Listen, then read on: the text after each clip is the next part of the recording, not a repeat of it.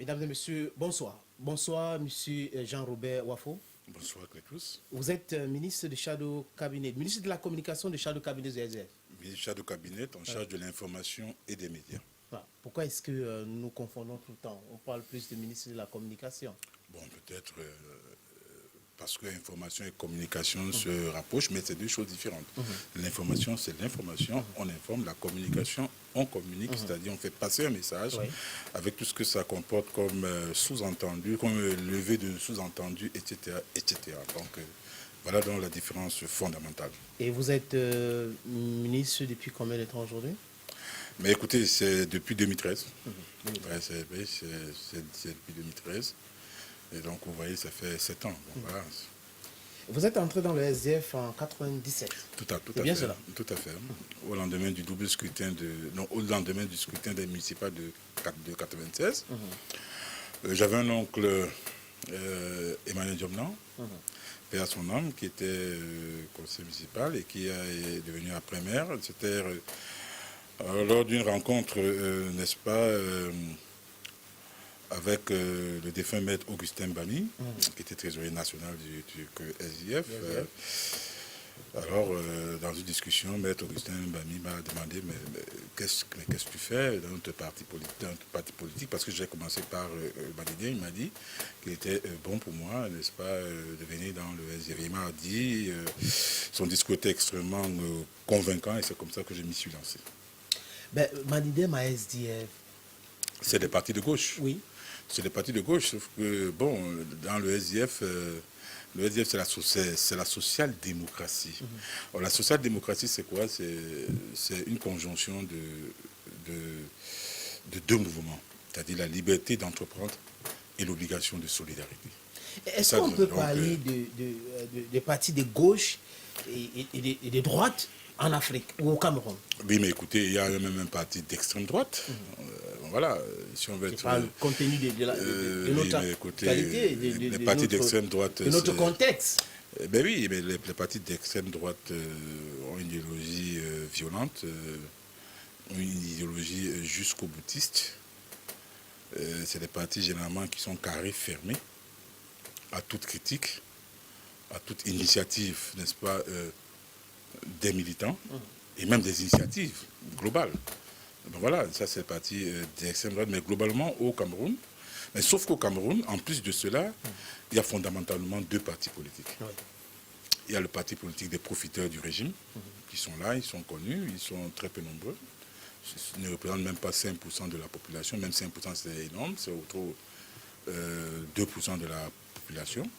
Et puis il y a le parti des opprimés, donc de ceux qui sont victimes, n'est-ce pas, de la rapine, ils sont victimes, n'est-ce pas, des violences de toutes sortes, voilà. Donc en clair, chez nous, on ne peut pas parler de partis de gauche ou de droite. Non, mais il y a d'abord... Selon vous, on parle plutôt des partis, des gens qui profitent du régime et ceux-là qui sont opprimés. Non, j'ai dit en plus de cela, parce qu'il y a des partis qui sont marqués idéologiquement. Le SDF, je l'ai dit, c'est un parti social-démocrate. C'est-à-dire qui encourage la liberté d'expression, je veux dire la liberté tout court, dans la liberté d'entreprendre et l'obligation de solidarité.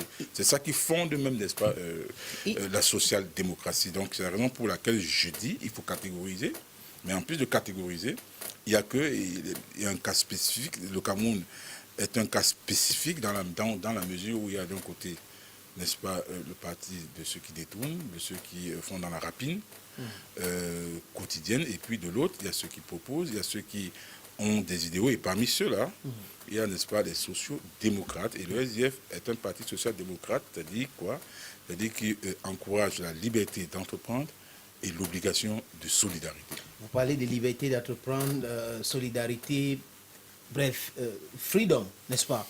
Le 8-2, j'ai reçu ici sur ce même plateau Maïda de Seydou, qui était ancien vice-président du SDF, qui parlait de ce 8-2, qui a fait partie beaucoup de personnes, parce que selon lui, c'est une espèce de dictature qui a fait partie du SDF. Non mais écoutez, je ne vais pas commenter les propos de Madadi Sadou, que je trouve malveillants, parce que, voyez-vous, il a été dans le SDF et il faisait passer ses idées, ses opinions, bon, une fois que vous faites passer vos idées et que vous êtes minoritaire dans vos idées, vous, n'est-ce pas, vous acceptez. Bien évidemment que donc le choix de la majorité, donc il ne peut pas venir, après avoir été premier vice-président du SDF, venir cracher un venin pareil. Donc bon voilà, pour le reste, je respecte, je le laisse, n'est-ce pas, dans ses propres contradictions. Et puis bon, voilà, il s'est exprimé, c'est tout, c'est son point de vue. Comment se porte Que je ne partage surtout pas. Comment se porte le SDF, M. Wafo? Le SDF est là, notre place est dans l'action et le combat politique. C'est vrai que nous avons parfois péché par erreur, par omission et très peu par arrogance. Nous sommes là, vous savez, le SDF c'est un parti politique qui a reçu beaucoup de coups. Même les coups en dessous de la ceinture. Mais nous avons su rester debout, et grâce, n'est-ce pas, à la vigilance de nos militants et surtout du chairman Nizion Fondi qui a conduit, n'est-ce pas, avec tact et doigté toutes les secousses qui ont fait jour, qui ont apparu, n'est-ce pas, dans la vie de notre famille politique. Bon voilà, donc vous ne pouvez pas dire que le SDF est là. Le SDF est là. Le SDF est en mouvement.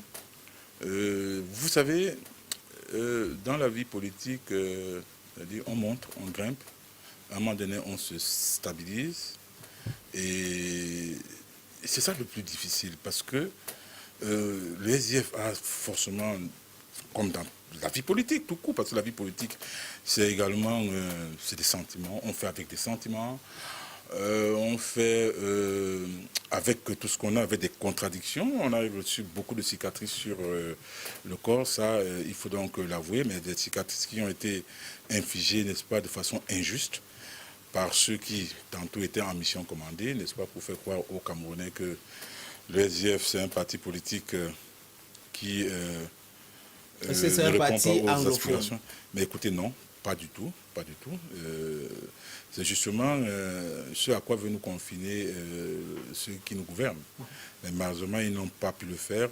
La preuve, c'est quoi? C'est que nous avons des élus partout, nous avons des élus un peu partout.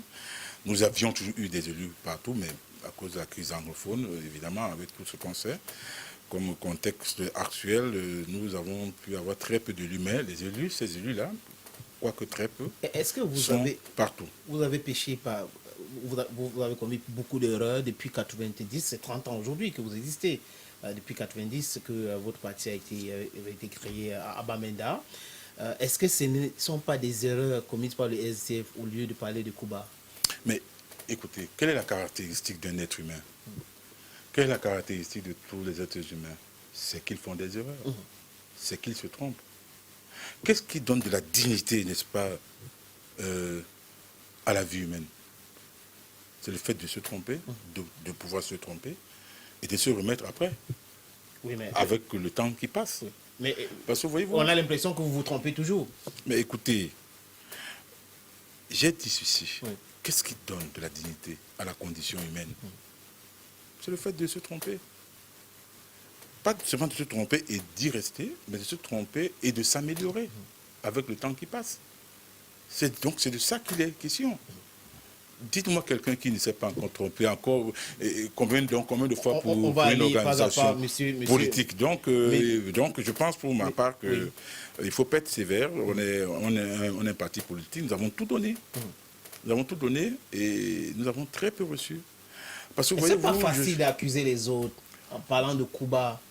Alors que vous-même, tout à l'heure, vous parlez de l'attitude humaine, du fait qu'on peut se tromper, on peut toujours se tromper et se remettre. Écoutez, j'ai dit une chose. La politique, c'est les hauts et les bas.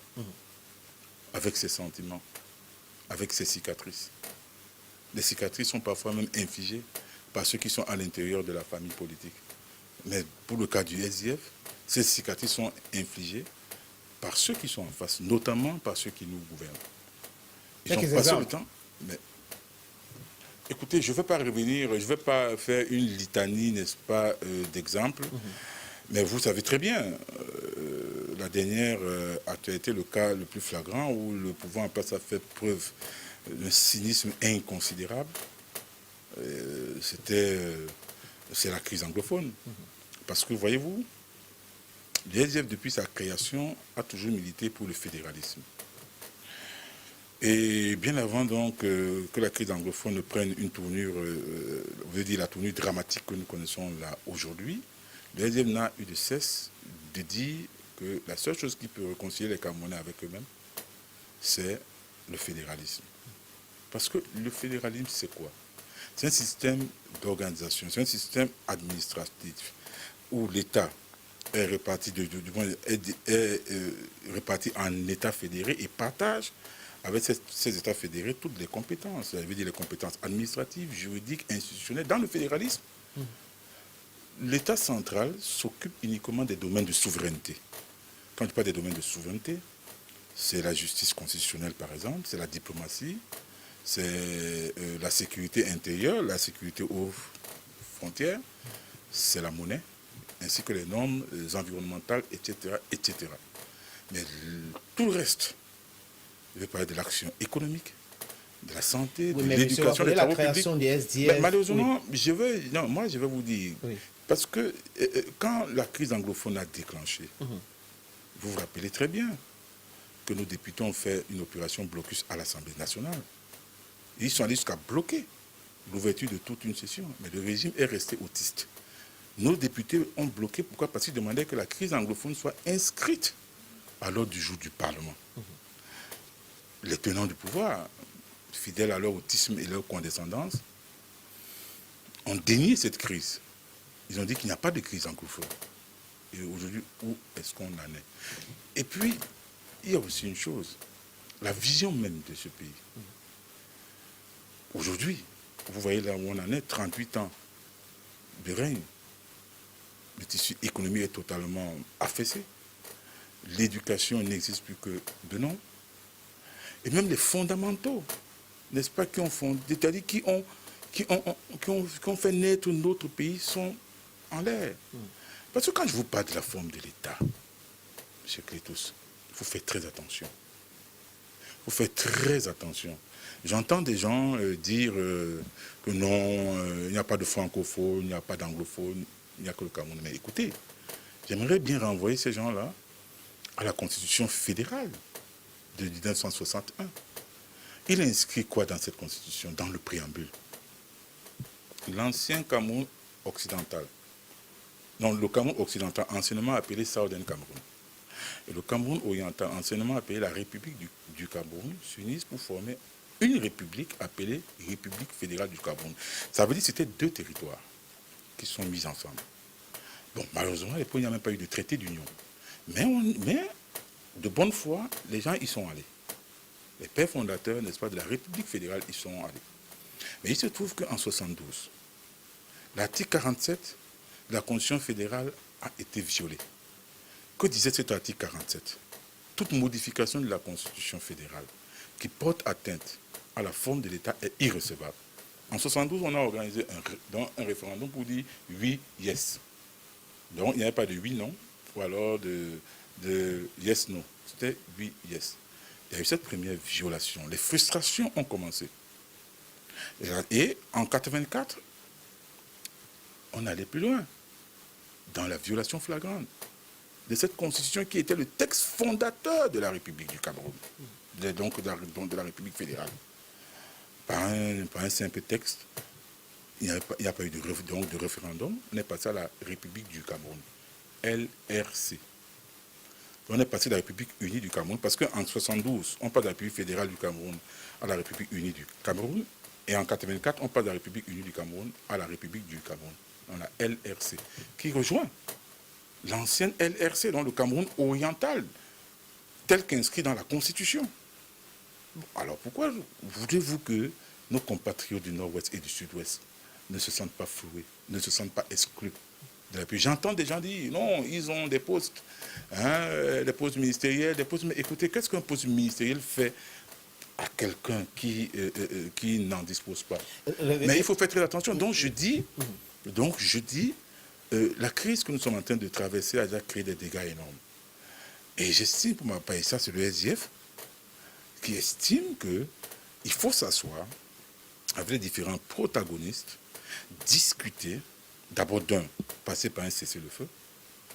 Et concernant donc le cessez-le-feu, j'entends des gens dire que non, l'armée, qu'on ne peut pas demander à l'armée donc on ne peut pas désarmer l'armée. On n'a pas demandé donc de désarmer l'armée. On demande à l'armée, à la suite du cessez-le-feu, de rentrer dans les casernes. Et si en face, il y a des gens dont ces bandes armées n'obtempèrent pas cette déclaration de cessez-le-feu, le peuple camerounais sera pris à témoin. C'est si simple que ça. Donc le cessez-le-feu, il faut modifier la forme de l'État. Donc, parce que, en quelque sorte, M. Wafo, il faut la modifier la crise forme de l'État. anglophone vous a fait du mal au SDF. Mais bien sûr, mais qui peut dire que ça n'a pas fait du mal au Parlons du SDF. Mais il faut être doté d'un esprit irrationnel pour ne pas comprendre que politiquement ça fait du mal au SDF. Mais de façon globale, parce que l'intérêt du Cameroun est au-dessus, n'est-ce pas, de nos intérêts partisans au SDF, et le chairman l'a toujours dit. Je préfère dire que la crise anglophone a fait du mal au Cameroun. Au Cameroun, parce que vous voyez les conséquences. Les gens, j'entends des gens dire, ah bon, qu'ils restent là-bas avec leur crise. Mais sauf qu'il y a des répercussions. Les déplacés internes vont où? Bon, les réfugiés, ils sont environ 60 000. Mais il y a 600 000 déplacés internes. Ils rentrent où? C'est dans d'autres régions qui, du coup, reçoivent des charges supplémentaires. C'est de ça qu'il est question. Je ne comprends pas comment les gens peuvent être dans des visions aussi paranoïaques au point de croire que la crise anglophone n'impacte pas le reste du pays. Dans tous les domaines, ça impacte le reste du pays. C'est 20% du PIB qui sont pratiquement au sol. C'est des enfants qui sont déscolarisés. 70% d'enfants depuis 3 ans. Est-ce qu'avec cette crise, c'est 3 000 morts. Monsieur Wafo, qui va faire revenir ces morts? C'est les hôpitaux qui sont incendiés. C'est des écoles qui sont brûlées. Est-ce qu'avec cette crise, on pouvait parler en 2018 d'une élection fiable? Non. Non. Honnêtement, non. Et d'ailleurs, la plaidoirie, n'est-ce pas, de nos conseils au Conseil constitutionnel, je fais un clin d'œil à l'excellent camarade maître Moustapha Gouanan, il a démontré à M. Clément Atangana, au président du Conseil constitutionnel, qui a reconnu que, bon, oui, c'est ça, mais bon, qu'est-ce qu'on va faire? Voilà. Mais vous êtes quand même allé à cette élection, tout en sachant qu'il y avait une crise profonde, il y avait la guerre, et que les élections ne devraient pas être fiables. Oui, mais vous avez même menacé, et après vous y allez. Non, pour la présidentielle, nous y sommes allés parce qu'il fallait sauver le Cameroun, il fallait sauver la République. Il fallait sauver la République, bien sûr, dans sa forme améliorée. Parce que nous croyons que, bon, les Camerounais pouvaient avoir un sursaut d'orgueil, pas un sursaut d'orgueil, un sursaut patriotique, pour dire, ok, il y a eu plus de 30 ans de règne qui nous ont conduits, n'est-ce pas, dans la situation dans laquelle nous nous trouvons aujourd'hui, une situation en tout point de vue désastreuse, et que le choix d'être porté, n'est-ce pas, sur notre candidat, malheureusement, ça n'a pas été le cas. Mais nous y sommes allés. C'était pour sauver la République. Et comme je l'ai dit, le chairman a toujours dit ceci. Chaque fois qu'il sera question de choisir entre les intérêts du SDF et les intérêts de la République, le choix sera vite fait, à savoir la République. Maintenant, aux élections couplées, municipales et législatives. Oui, je me dois à la vérité de dire qu'il y a eu un débat au sein du parti. Vous avez menacé à un moment donné de n'y pas y aller, tout en disant que si la crise anglophone n'est pas réglée, ça sera pas opportun d'organiser des élections. Mais après, il y a eu élection et vous y allez. Oui, mais c'était une option. C'était une option. Et pour des raisons stratégiques que je ne vais pas dévoiler ici, nous avons fait le choix d'y aller, de participer à ces élections à contre-cœur. Nous savions que nous allions perdre. Parce que notre glacier électoral... Comment savoir que vous allez perdre une élection avec des conditions et tout, y aller? Je vous ai dit, Clétus, il faut faire très attention. Nous sommes en République. Nous ne voulons pas prendre la responsabilité sur nous de désagréger cette République. Je vais vous dire, quand nous y sommes allés, j'ai dit, il y a plusieurs raisons. Il y a des raisons stratégiques que je ne vais pas dévoiler ici. Mais la raison, c'est quoi? C'est que chaque fois que nous allons, qu'il sera question pour nous, n'est-ce pas, de poser un acte qui ira dans le sens et dont nous sommes convaincus, à notre avis, que ça peut faire en sorte que les lignes bougent, nous allons le faire. Malheureusement, nous avons eu en face de nous des gens cyniques, machiavéliques, des gens profondément plongés dans l'autisme et la condescendance. Mais les gens avec lesquels vous travaillez La toujours. preuve, nous n'avons jamais travaillé avec eux. La preuve, c'est que nous sommes jamais entrés dans un gouvernement. Je ne sais pas, quand vous parlez nationale. l'Assemblée nationale, mais c'est le peuple qui nous a choisis. C'est le peuple qui nous a choisis. Nous sommes allés aux élections, le peuple nous a choisis. Et quand le peuple nous choisit, ça veut dire que nous devons aller représenter ce peuple. Et vous trouvez que c'est pas transparent ces élections? Je vais même vous dire, vous savez pourquoi ils ont réduit à cette portion congrue? Donc on vous a réduit. C'est le pouvoir, n'est-ce pas? Mais bien sûr, nous savons tout ce qui se passe quand il y a élection au Cameroun. Monsieur Clétous. Vous savez, Monsieur Clétous, vous participez quand même. Nous avons... le chairman a posé 3 conditions. Je vais parler de la 3e condition. La réforme consensuelle du code électoral. Je vais vous dire que le RDPC accepte un seul instant qui est le bulletin de vote unique. Un seul instant, le bulletin de vote unique, qui coûte moins cher. Le Cameroun est en crise depuis plus de 2 décennies. Le bulletin de vote unique. S'ils acceptent ça, même aller dans aucun coin d'un quartier, d'une commune, le RDPC ne pourra gagner. Posez-vous la question de savoir pourquoi ils refusent donc ne serait-ce que le bulletin de vote unique. Posez-vous cette question. Est-ce qu'ils vous ont expliqué parce que ils n'ont pas expliqué. Écoute, ils savent que c'est leur mort. Ils savent que c'est leur mort politique. Et je vais vous expliquer pourquoi. Non, mais je veux bien je vais vous expliquer pourquoi. Je vais vous expliquer le mécanisme. Tout l'argent qu'ils volent là, ils investissent une partie dans les élections. Comment? Avec le bulletin de vote multiple, ils prennent une partie de cet argent, ils se mettent à l'entrée de chaque centre de vote, parce qu'ils ont des rabatteurs dehors. Ils disent, si vous me ramenez donc le bulletin de vote des adversaires, vous avez 2 000 francs, 3 000 francs, 5 000 francs. Vous avez compris? Pourtant, avec le bulletin de vote unique, vous ne pouvez pas raisonner avec... Vous avez assisté à cela? Écoutez, mais c'est connu. Même les chaînes de télévision ont montré cela. Il y a eu des vidéos dans les réseaux sociaux, des vidéos qui sont devenues virales. Or, avec le bulletin de vote unique, même si vous donnez 2 000, 3 000 francs à quelqu'un, vous n'êtes pas sûr que celui-là est allé vous voter. Il n'y a pas que ça. Il y a également les chantages. N'est-ce pas, avec tout ce que ça comporte comme... Donc, ainsi que ce processus électoral qui est vicié. C'est la raison pour laquelle, écoutez, on vous a réduit. C'est la raison pour laquelle ils refusent obstinément, le pouvoir en place refuse obstinément, n'est-ce pas, qu'il y ait une révision consensuelle du code électoral. Parce que s'il y en a, si les mécanismes de dévolution du pouvoir sont transparents, voyez-vous, ce régime partira. Monsieur Wafo. Et c'est de ça qu'il est question. Il faudrait que les Camerounais le sachent. Parce que Wafo, tout cet argent qui prend qui sont siphonnés dans des caisses de l'État, une partie est vous avez déjà dit cela.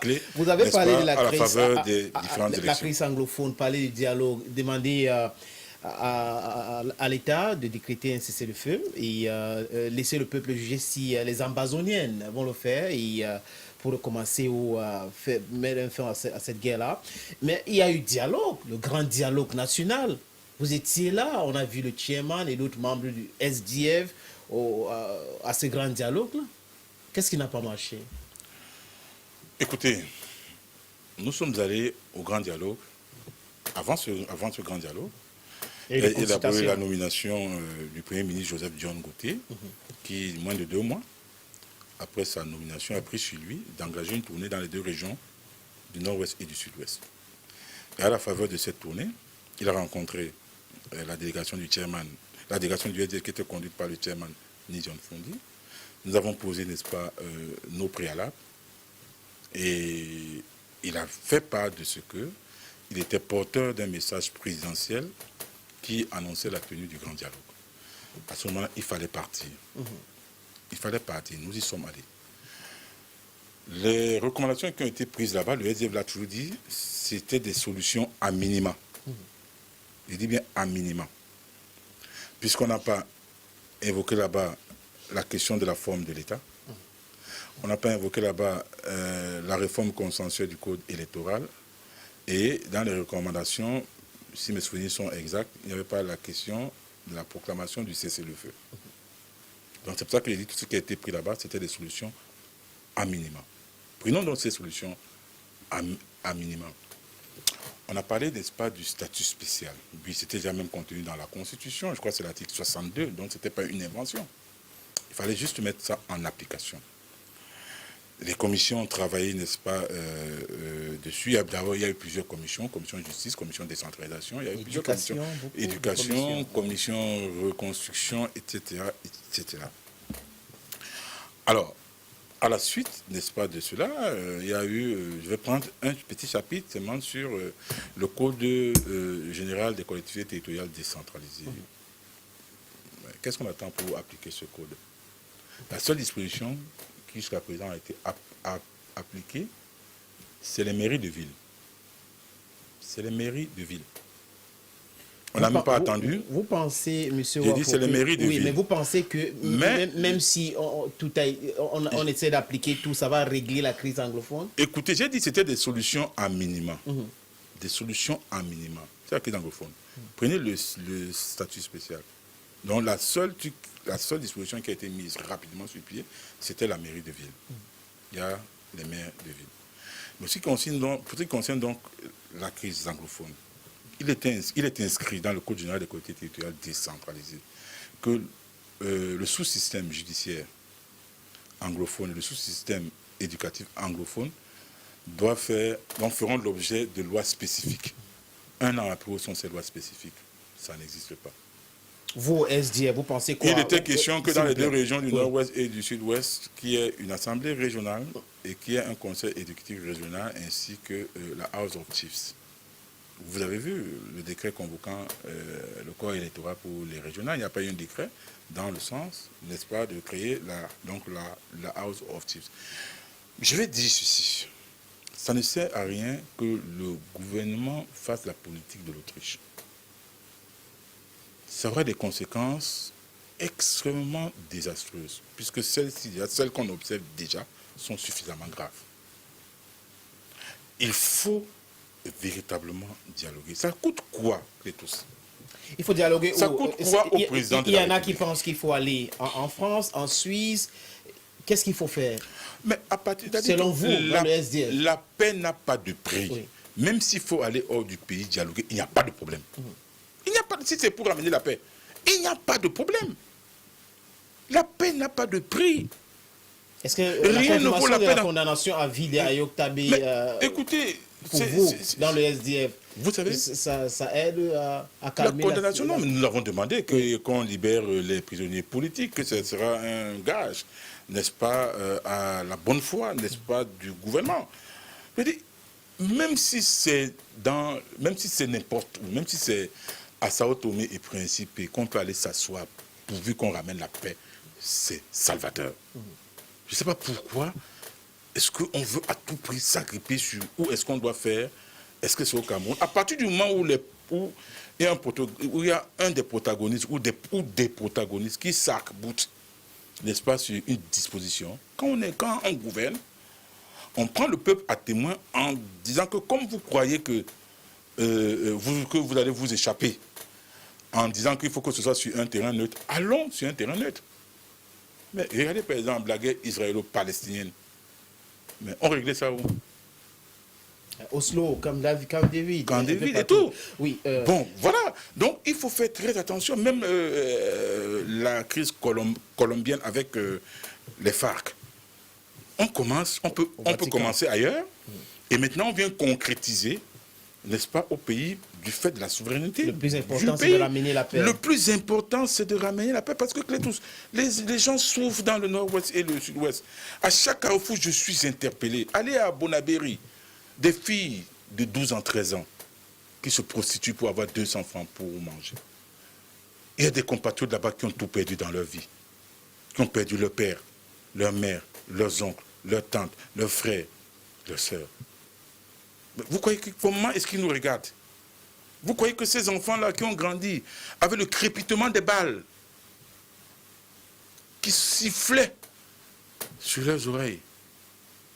Vous croyez que ces enfants-là ne seront pas marqués? Vous croyez qu'ils ne sont pas déjà marqués?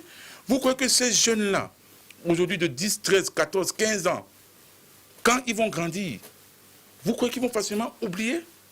Non. En plus de dialoguer, il faudrait que dans ce processus de paix, qu'il y ait une commission vérité et réconciliation pour penser les plaies. Ces plaies sont profondes. Je le dis, ces plaies sont profondes. Vous voyez, oui. Regardez par exemple. Parlons maintenant de pas seulement les on enfants. Bien compris. On vous a prenons bien l'exemple compris, par exemple. Prenons l'exemple. Ils ont dit qu'ils ont gagné les élections. Il m'y pour. Le RDPC, dans le nord-ouest et le sud-ouest. Il y a combien d'élus qui résident de ce côté? Presque tous sont à Yaoundé. Pourquoi? Presque tous sont à Yaoundé. Est-ce que vos élus vivaient au début de cette guerre là-bas? Mais si, bien sûr. Mais on a vu les images du père à son âme, monsieur Madame. Non, nous avons même tenu au début de la guerre, nous avons même tenu des comités éducatifs nationaux là-bas, des sessions. Donc, oui, mais bien sûr. Même notre dernier congrès extraordinaire, qui a conduit à l'élection de notre candidat à l'élection présidentielle. Il y avait dans l'insécurité. Mais ça s'est aggravé. Et puis, je veux même dire, l'insécurité est réelle. Vous avez dit vous-même dans vos propos. La dernière personnalité qui est restée là-bas. La dernière personnalité de grande envergure, c'est le chairman John Fondi. Et vous savez bien qu'il a été attaqué. J'ai eu la chance à plusieurs reprises. Même étant hors du pays, on est allé dernièrement attaquer sa résidence. Mais c'est pour vous dire quoi? La véritable raison, et là je suis pas là. Il y en a qui ont intérêt, donc qui n'ont pas intérêt que cette guerre cesse. À qui ça profite ça? Il y a ceux qui profitent de l'économie de guerre, parce que quand il y a la guerre, c'est les munitions, c'est les armes qu'on achète, c'est les trafics divers, venant également de ces bandes armées qui passent le temps à perpétrer des actes inadmissibles, d'une violence inouïe et intolérable. Et puis, ma question, c'est de savoir, M. Wafo, vous comprenez vous que j'espère tout simplement, il y a lieu de souhaiter que le président de la République, parce que, et là je vais insister là-dessus, il a 87 ans, et en Afrique, quand on a 87 ans, on est un sage. On est un sage. L'avenir politique du président de la République est derrière lui. Qu'il y ait un sursaut patriotique, qu'il écoute. Qu'est-ce qui lui coûte de convoquer tous les leaders de partis politiques en mondovision? C'est-à-dire, il fait un discours à la nation. Il convoque, il invite les leaders de partis politiques à le retrouver à étudier. Vous allez avec vos caméras. Vous filmez tous ces leaders-là entre eux. Ils déroulent avec eux. Oh, une réunion en caméra. Oui. Comme ça se passe partout. La France que nous aimons tant copier. Mais vous parlez de leaders politiques. Oui, mais les leaders politiques, qui ne sont pas forcément représentatifs. Écoutez, appeler les leaders politiques, on peut les appeler, ça ne coûte rien, et tout dit est suffisamment grand. Ce n'est pas l'espace qui manquera là-bas. Non, la question c'est de savoir, est-ce qu'ils représentent le peuple? Écoutez... Parce que vous dénoncez les élections, vous dites qu'on vous a donné votre place. Non, on ne mérite pas ces places. On nous a donné compte tenu de... Et maintenant vous demandez au président de la République de convoquer ces mêmes leaders-là. Est-ce que vous représentez, vous les leaders, vous représentez encore le peuple? Je dis, comment pouvez-vous dire qu'on ne représente pas le peuple? Est-ce que c'est représentatif? J'en veux pour preuve. Le Cameroun, c'est 25 millions d'habitants, officiellement disons. Bon, avec... la croissance démographique qui est de 3,8%, un truc comme ça, on doit être déjà à 30 millions parce que le recensement a eu lieu en novembre 2005 et les résultats ont été rendus publics en avril 2010, donc 5 ans après, ce qui est déjà une camerounaiserie. Donc nous sommes environ 30 millions, ce qui suppose que le potentiel électoral au Cameroun, c'est environ 12 millions d'habitants. C'est dans les 40%. Combien de gens partent voter? D'abord, et comme nous dit, 7 millions d'électeurs, alors qu'on attend 12 millions au minimum. Ça fait à 5 millions d'écart. Ensuite, dans ces 7 millions, 3 millions partent voter. Donc il y a 4 millions qui ne partent pas voter.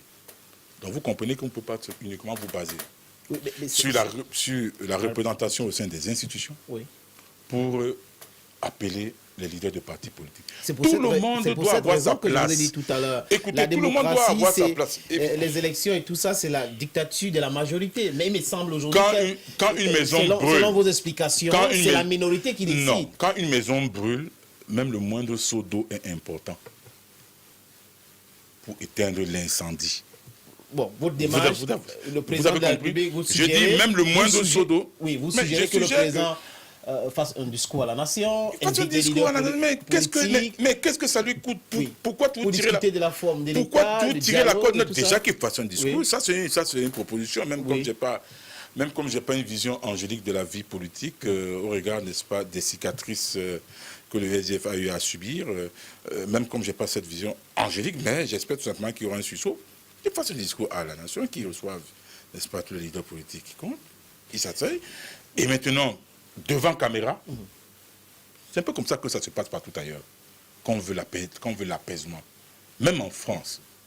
Vous savez, il y a un parti en France qu'on appelait le Front National. Le nouveau nom, je ne sais pas, c'est de Marine Le Pen. De Marine Le Pen, de Jean-Marie Le Pen. Traité d'antisémite, c'est un parti qui est d'extrême droite. Au point où des partis politiques même refusaient de faire alliance avec ce parti qui t'a perdu les élections. Mais quand il y avait un sujet d'intérêt national, Jean-Marie Le Pen, également Marine Le Pen, sont invités à étudier. À l'Élysée. Non, à l'Élysée. Oui. Ils sont invités parce que c'est des leaders politiques. Ce qui compte le plus, c'est d'éteindre le feu. Et quand il y a un incendie, même le moindre seau d'eau peut éteindre le feu. Vous avez accusé tout à l'heure... Pourquoi à tout prix stigmatiser les gens quand la maison brûle? Vous avez tout à l'heure un peu accusé les élus du RDPC en disant qu'ils sont tous à Yaoundé. Pour ceux qui sont du nord-ouest et du sud-ouest, ils sont tous à Yaoundé. Vous avez dit que ces élections-là, organisées dans ces conditions dans le nord-ouest et le sud-ouest, ce n'est pas fiable. Il y a l'insécurité, vous avez dit aussi. Oui, ce n'est pas fiable. Je vais vous prendre un exemple simple. S'il te plaît, vous allez prendre, je vais vous donner la parole. Allez-y. Vous savez vous-même, vous avez vous-même parlé de l'insécurité, c'est la guerre. Le chairman du SDF n'est plus au Cameroun aujourd'hui à cause de cette insécurité.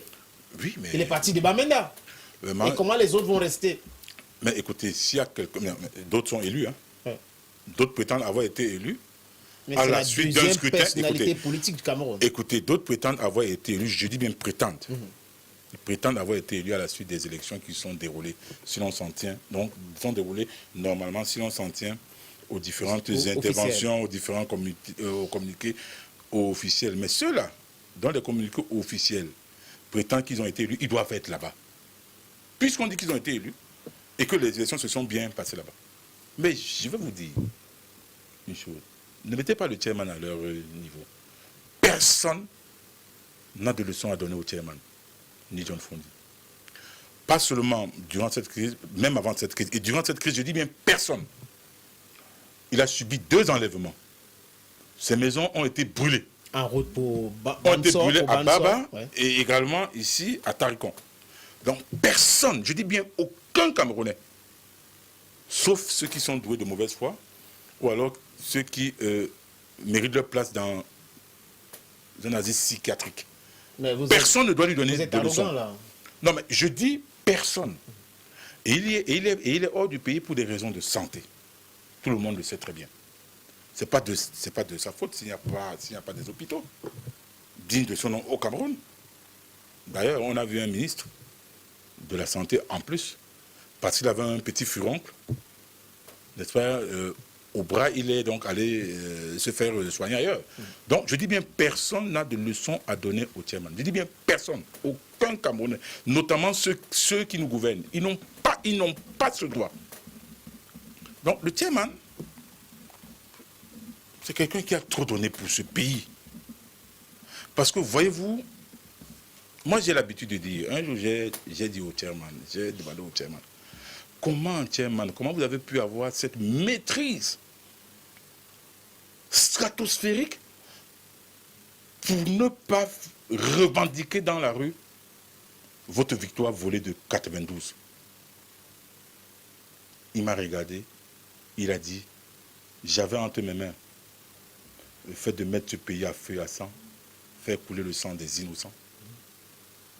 Ou alors dire, ok, donnons une autre chance au Cameroun. On vous connaît de quelqu'un de Mais très moi, honnête. moi, je n'ai pas compris. Wafo, Et j'avoue monsieur- que jusqu'aujourd'hui, Oui.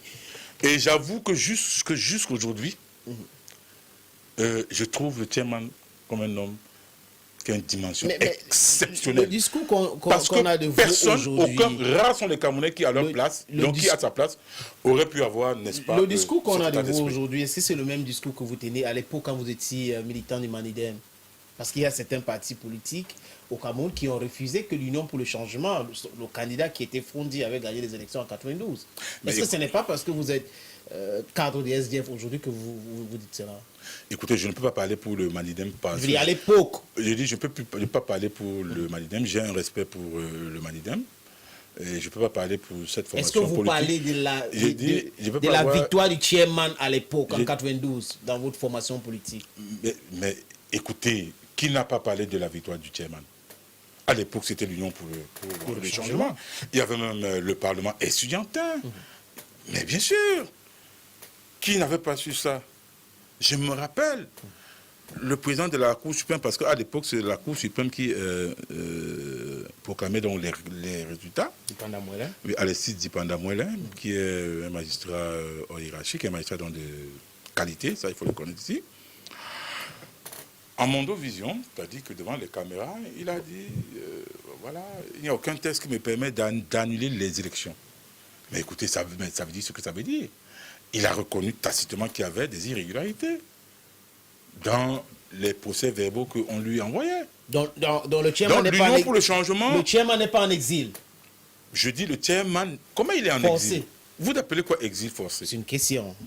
Mais écoutez, Est-ce il qu'il est en allé exil? Est-ce que il est allé se faire c'est pas- soigner. C'est pas à cause de la crise Et il anglophone. reviendra de sitôt.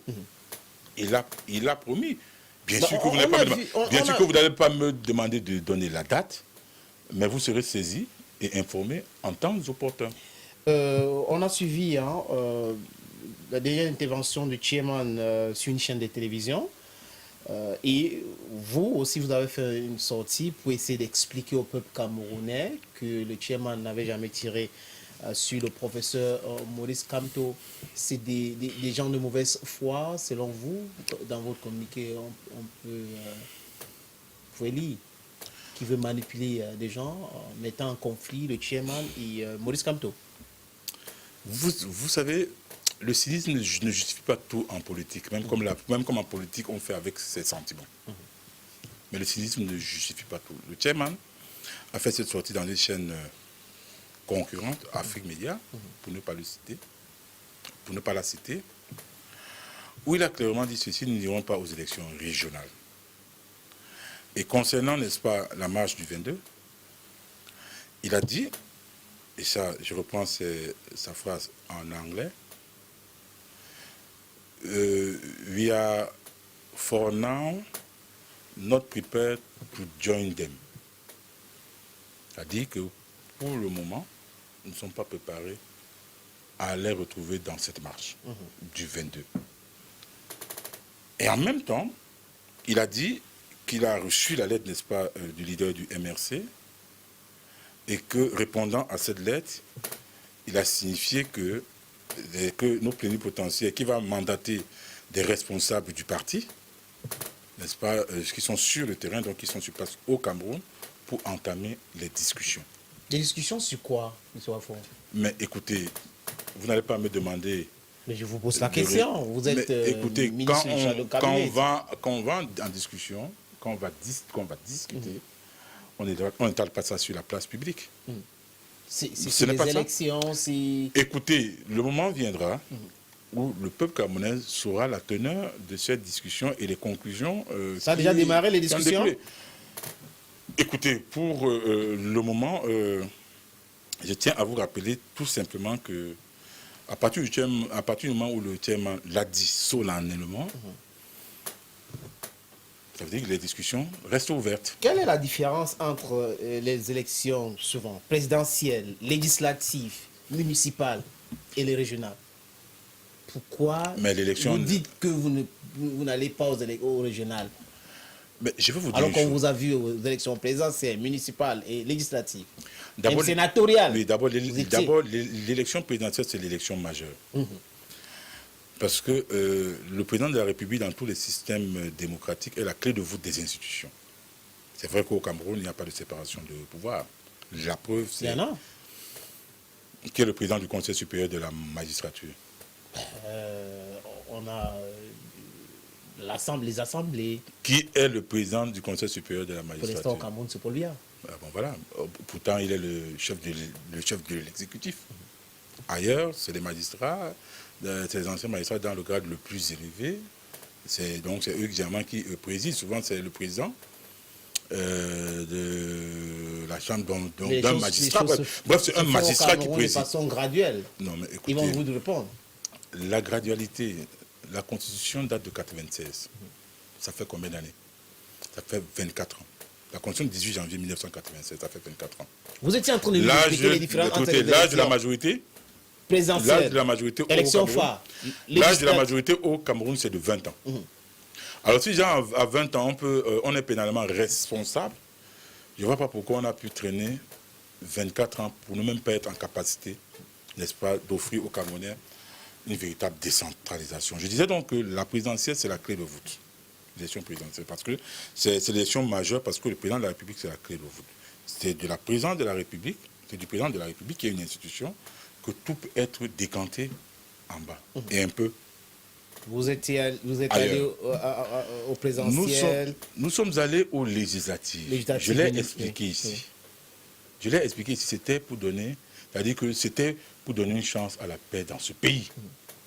Il faut que ce soit clair. Si nous n'étions pas allés à ces élections municipales et législatives, le pays aurait pris feu. Et j'ai bien précisé que dans le parti, il y avait des courants. Mais la discipline du parti... Est-ce que là, vous n'êtes pas prétentieux? La discipline du parti... Si vous n'étiez pas allé aux élections législatives présidentielles, le pays aurait pris feu. C'est suffisamment grave la situation, non? Selon ce que vous avez dit tout à l'heure. Vous êtes journaliste. Non, répondez à la question. J'ai dit, vous êtes journaliste. Oui. Effectivement, je suis en train de répondre à cette question. Vous avez eu la tension qu'il y avait avant ces élections. La tension extrême qu'il y a eu avant ces élections. Si nous n'étions pas partis, le pays serait à feu et à sang. Et ça, je le dis sincèrement. Je suis à une position privilégiée d'écoute de par ma fonction de ministre du chef de cabinet en charge de l'information et des médias. Et je sais de quoi je parle. Clé tous. Vous je le dis allé... ici, le pays serait actuellement à feu et à sang. Et maintenant, pour sauver le pays, quand nous sommes donc allés à ces législatives et municipales, aux élections couplées du 9 février dernier, le cynisme, et nous sommes allés parce que le gouvernement de la République nous avait rassuré comme quoi les élections devaient se dérouler dans des conditions sereines, idoines, et qu'il devait y avoir une plus grande participation. Sans toutefois toiletter le code électoral. Écoutez, nous ne sommes pas naïfs. Nous n'étions pas naïfs. Nous avons voulu mettre le pouvoir face à ses propres contradictions. Nous y sommes allés parce qu'il y avait des proclamations officielles, à longueur de communiqués, à longueur de conférences de presse et tout. Nous avons dit, ok, allons-y voir. Qu'on ne nous dise pas que nous n'y étions pas. Nous y sommes allés. Et dans le nord-ouest et le sud-ouest, il n'y a pas eu vote. La preuve, et c'est ce que nous avons, c'est la raison pour laquelle nous avons saisi dans le Conseil constitutionnel. La preuve, c'est que dans un département comme la Momo, qui a pour chef-lieu Bengui, qui a près de 300 000 électeurs, moins de 90 ont voté. Et je ne parle pas de Batibo, de toutes ces... Il n'y a pas eu vote. Et alors nous avons dit, ok, nous avons décidé de saisir le Conseil constitutionnel, qui nous a donné raison, en disant qu'effectivement, il n'y a pas eu vote. Et a ordonné donc la reprise des élections. On allait reprendre les élections avant le jour dit. C'était les mêmes communiqués de presse, c'était les mêmes fausses assurances, mais nous n'y croyons pas trop. La preuve, c'est quoi? C'est que les mêmes faits dont les mêmes causes ont produit les mêmes effets. Et nous avons décidé, en toute solennité, de ne plus retourner au Conseil constitutionnel. Parce que nous en avions marre. Et maintenant que nous ne participons pas au régional, c'est la suite logique. Parce qu'en refusant de retourner au Conseil constitutionnel, c'était déjà un marqueur pour ce qui allait arriver après. Et vous ne vous souciez pas du Cameroun? Et ce marqueur, non mais, écoutez, je vais vous dire. C'est fini, cette pensée-là, où on veut sauver le Cameroun, ça va, mais nous avons constaté, ce n'est pas aussi de mettre, nous avons donc constaté, de brûler le pays. Nous avons pris l'opinion à témoin, ce que nous étions volontaires pour aller sauver le Cameroun, et qu'en face de nous, il y avait des gens qui avaient plutôt des visions contraires. Alors pourquoi continuer à poursuivre avec, donc pourquoi poursuivre dans leur cheminement? Non, nous avons dit, nous faisons le choix de ne pas passer au régional, seul autant plus que ces régionaux qui sont organisés. Mais moi je trouve que ça c'est de la provocation. Pourquoi c'est la provocation, M. Wafo? Je vais vous dire.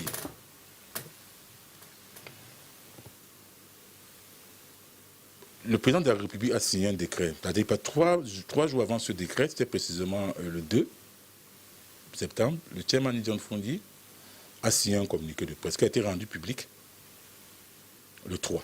C'est vendredi 3 septembre. Le lendemain, donc 3 jours après, donc c'était lundi à 17h, le président de la République convoque le corps électoral. Pourtant, le chairman dans son communiqué était très clair. Il avait attiré l'attention sur ce que qu'est-ce qu'on fait des 3 recommandations que le SDF n'a eu de cesse, n'est-ce pas, de dire au régime ou alors de rendre public. Ils n'ont pas voulu. Et maintenant donc, ils ont opté à aller au régional, sans que le statut spécial ne soit, n'est-ce pas, déjà mis sur pied. Où est passée la House of Chiefs? Où est passée l'Assemblée régionale pour ce qui concerne les 2 régions du Nord-Ouest et du Sud-Ouest? Actuellement, c'est des conseils régionaux, comme dans toutes les autres 8 régions du pays. Ce n'est pas ce qui a été arrêté.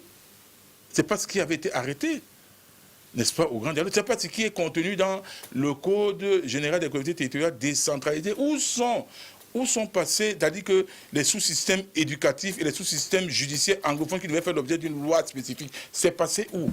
On veut organiser les élections dans le Nord-Ouest et le Sud-Ouest alors qu'il n'y a pas de cessez-le-feu. Ces gens-là vont siéger où? Ils vont siéger où?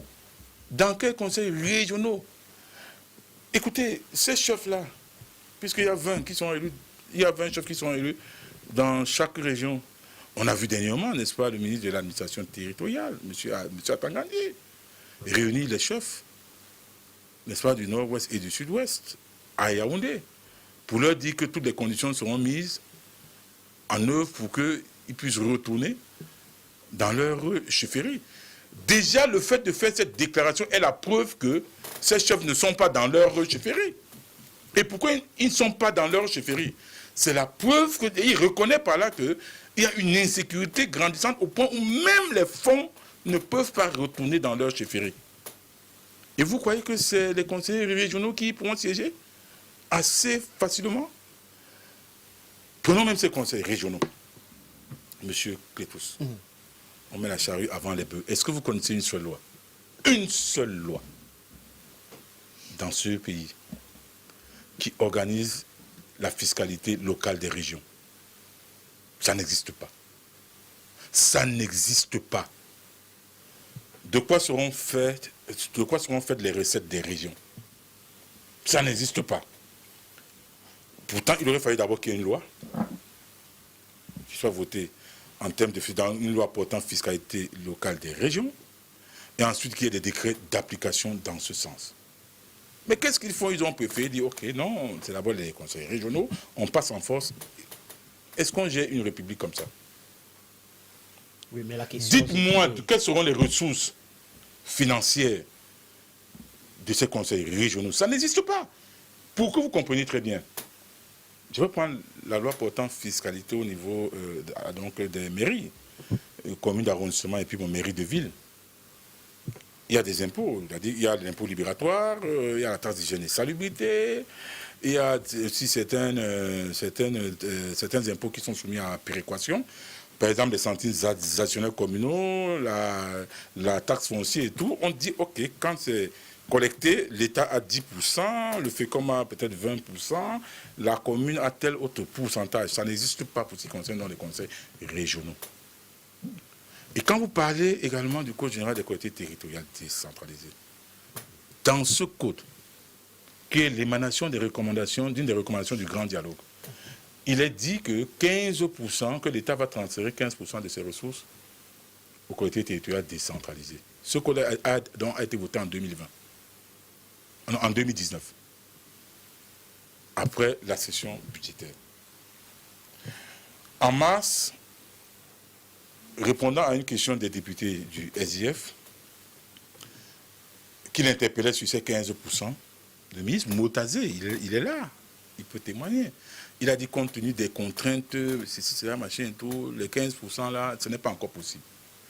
Et la raison qu'il a invoquée, c'était quoi? C'était que le Code général de la décentralisation a été voté au cours d'une session extraordinaire de la décentralisation qui s'est tenue après la session ordinaire consacrée à l'adoption de la loi des finances.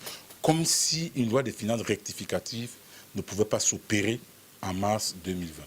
Et dernièrement, en juin, dans le cadre du cadrage, donc de la préparation du budget de l'exercice 2021, la même question lui a été posée par les députés du SDF. Et il a dit, non, c'est pas possible. Il a laissé entendre que c'est pas possible, que même 2021, il n'aura pas ces 15%. Ouais, combien de députés, M. Wavron? Nous avons 5 députés. Actuellement. Nous avons 5 députés. Et donc, c'est pour vous dire que qu'est-ce qui urge pour qu'il y ait ces conseils régionaux? Bon, ils ont dit qu'ils iront. Mais le SDF est clair. Mais vous allez le SDF faire ne quoi? participera pas. Oui, mais le SDF ne participera pas. Mais et le SDF a dit qu'il ne participera pas. C'est quoi? Vous n'allez pas aux élections simplement et après, c'est quoi? Et vous avez dit tout à l'heure, le chairman a dit, we are not ready to join them now. Parce qu'on parle de match du 22 septembre. Notre place, oui. Notre place au SDF a toujours été et sera toujours dans le combat politique. Nous ne pouvons pas nous fatiguer. Mais vous allez mener ce combat comment? On parle de régional. Mais écoutez, est-ce que la seule institution au Cameroun, c'est les conseils régionaux? C'est pas la seule institution. La suite, c'est que les autres élections prochaines, ça va, vous irez tranquillement, si les lois ne sont pas encore toilettées? J'ai pas vocation à aller dans la boule de cristal, mais tel que cela est là, il faut s'en tenir au communiqué de presse du chairman, signé le 2 septembre et rendu public le 3. Parlons un peu des libertés individuelles au Cameroun. Le SDF n'ira pas aux élections régionales. De façon personnelle, vous, en tant que personne, ancien mis à jour de Douala deuxième, que pensez-vous de ce match du 22 septembre que le MSC de Maurice Kamto est en train de vouloir organiser? Sur le principe, je ne saurais condamner ces marches. Parce que la liberté de manifester, c'est un droit constitutionnel, c'est un droit inaliénable. C'est un droit fondamental du citoyen. C'est contenu dans la Constitution, ainsi que dans les différents instruments juridiques que le Cameroun a ratifiés. Les conventions et traités, la Déclaration universelle des droits de l'homme et des peuples, la Charte africaine pour la démocratie, les élections et la gouvernance. Plusieurs autres instruments. Le pacte international pour les droits civils et politiques. La liberté de manifester est consacrée par ces instruments juridique, ça c'est sur le principe. Alors vous n'allez pas attendre de moi que je condamne, n'est-ce pas, un parti politique ou un citoyen qui décide d'aller manifester pacifiquement. Parce qu'il ne faut pas faire dans la confusion. Je vais vous dire, tout républicain devrait avoir en principe la défense des libertés. Parce que quand il n'y a pas de liberté de manifester, il n'y a pas de liberté d'expression, ça veut dire qu'il n'y a pas de liberté tout court. Alors, à partir du moment où nous sommes... Parce que quand j'ai parlé de la social-démocratie, j'ai parlé de la liberté d'entreprendre. Liberté. Il y a toujours le thème liberté. À partir du moment où une marche pacifique est donc organisée, mais pourquoi voulez-vous que moi je la condamne? Comprenez-vous aussi Pourquoi? l'attitude du gouvernement actuel Mais je peux ne pas participer. qui parle de Non, le gouvernement a... ou c'est les marchés qui ont laissé Écoutez, transparaître le qu'il y aura l'insurrection gouvernement le 22. parle de l'insurrection. Ouais. Ça, c'est le point de vue. Pas Je n'ai pas à qualifier, mais je qualifie, mais je suis contre toute interdiction de manifestation publique quand elle est pacifique. Je suis contre toute interdiction, par principe. Je dis bien par principe. Peut-être les autorités voient ce que nous ne voyons pas ou vous ne voyez Écoutez, pas. on ne fait pas dans la divination. Oui. Parce qu'habituellement, habituellement, ils disent risque de trouble à l'ordre public. C'est écrit dans quelle loi? La loi numéro 90/055 du 19 décembre 90 sur les libertés au Cameroun disent que les manifestations, les réunions publiques obéissent à un régime de déclaration. Dès que vous déclarez, immédiatement, le sous-préfet territorialement compétent vous adresse, donc vous donne un récépissé. Mais aujourd'hui, ce n'est même pas les sous-préfets qui s'expriment. Ce qui est curieux, c'est quoi? C'est le gouverneur qui s'exprime. C'est le ministre de l'administration territoriale qui s'exprime. Nulle part dans la loi de 90, nulle part, je dis bien nulle part, il n'est mentionné que c'est le ministre ou le gouverneur ou le préfet qui doivent interdire. Nulle part, encore que la loi, c'est vrai qu'il y a une disposition de l'article 8 alinéa 2 qui dit que après la déclaration d'un don de récépissé, parce qu'il faut d'abord qu'il y ait déclaration préalable. Vous ne pouvez pas juger du risque de trouble à l'ordre public quand on n'a même pas encore déclaré. Ça, vous faites dans la divination. La déclaration, c'est d'abord un préalable qui déclenche tout le reste. Mais après, vous n'avez même pas déclaré que des gens ont dit, bon, voilà, c'est interdit. Mais écoutez, je vais prendre l'exemple des gilets jaunes en France. Les gilets jaunes en France ont fait des déclarations. L'État a donc encadré. C'est quand il y a eu des violences, quand il y a eu des voies de fait, des casses, des incendies, que l'État a donc pris certaines mesures restrictives. Certaines mesures. Et à un moment donné, quand les gilets jaunes ont même outrepassé certaines lois au point de ne même pas déclarer les manifestations qui ne permettaient pas à l'État de savoir quels étaient les itinéraires, mais l'État a pris des mesures de restriction. Il appartient à l'État d'encadrer. C'est ça la République. Il faut encadrer. Donc selon vous, il faut laisser le MRC organiser cette marche. Je ne fais pas une fixation sur le MRC. Oui. Je ne fais pas une fixation sur le MRC. Le thème a été clair là-dessus. We are not from now. We are not ready to join them.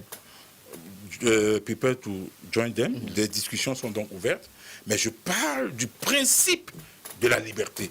C'est un principe républicain. Et la République est au-dessus de nous tous. Res publica veut dire la chose publique qui nous appartient à nous tous. Même quand vous avez le pouvoir, vous devez apprendre à discuter. Vous devez respecter les lois, notamment en matière de liberté. Et je vais dire, le premier indicateur du niveau de démocratie d'un pays, c'est la liberté. La liberté de manifester, la liberté de réunion, la liberté d'entreprendre. Dès que vous cadenassez cette liberté, alors la liberté n'existe pas tout court. Et à ce moment-là, on n'est plus en démocratie, mais on est en dictature qui est, n'est-ce pas, on est en démocrature, en fait, en démocrature, qui est une dictature revêtue des oripeaux de démocratie, mais qui n'est pas la démocratie. On va prendre quelques messages. Il faut le dire, hein, les numéros de téléphone sont là au bas de l'écran, mais beaucoup de messages que les téléspectateurs envoient. C'est pour parler de la marche du 22. Il y en a qui disent des choses qu'on ne pourrait pas lire ici parce que c'est pas sur ces plateformes-là qu'on va encourager quoi que ce soit. Nous avons notre invité, on parle de sujets d'actualité aussi avec les sujets liés tous les SDF et le chairman. Quelqu'un trouve que, un certain Ludovic trouve que c'est le charisme du chairman qui a sauvé le Cameroun. C'est vrai cela? Il n'a pas tort. Et moi, je lui donne raison. Je lui donne raison. Le chairman, et comme je l'ai dit tantôt, merci Ludovic, c'est un homme exceptionnel. Je vous ai dit, plusieurs personnes auraient été comme lui. Quand on était en 92, bien sûr. Il y en avait qui voulaient qu'on prenne les armes. En 92, ils voulaient qu'on prenne les armes. Le chairman a dit non. Il suffisait tout simplement de verser du sang, d'accepter qu'on aille dans la rue. L'armée allait tirer, mais le pouvoir allait partir. Mais malheureusement, le sang des innocents allait couler. Le SDF a eu plus de 25 députés. Ça a changé quoi? Ça a changé quoi? L'UNDP a eu 68, UPC 18 et le parti d'Akolo Daïssa Lassi et l'opposition avec la majorité de l'opposition n'a rien changé. Pour lui, vous dites que vous êtes à l'Assemblée parce que le peuple vous a voté alors que vous n'arrivez à rien changer et pas du clientélisme. Il n'a pas signé son message. Mais écoutez, je vais vous dire une chose. À un moment donné, nous sommes questionnés sur notre positionnement institutionnel. Parce que ce qui a fait la force du SDF et qui va évidemment toujours faire la force, c'était des revendications populaires. Mais nous avons mentionné dans nos statuts que nous prenons le pouvoir par la voie d'élection. Et pour modifier, donc évidemment, il faudrait qu'il y ait un congrès pour modifier ces statuts. Je ne refuse pas. Et je vous l'ai dit. En quelques mots, on est à la fin de l'émission. Non, je vais vous dire une chose. Il faut être dans la... Il faut parfois passer par la machine à laver. Il faut parfois être dans la peau d'un gibier pour être un bon chasseur. Voilà ce que je voulais dire. Okay. It was a pleasure having you on this program. Juste, n'appelez pas, envoyez plutôt les messages à notre téléspectateur qui veut savoir, Monsieur Wafo, il dit, selon vous, dans le SDF, pourquoi la marche du 22 fait tellement peur au gouvernement en place? C'est une question qui mérite d'être posée au gouvernement.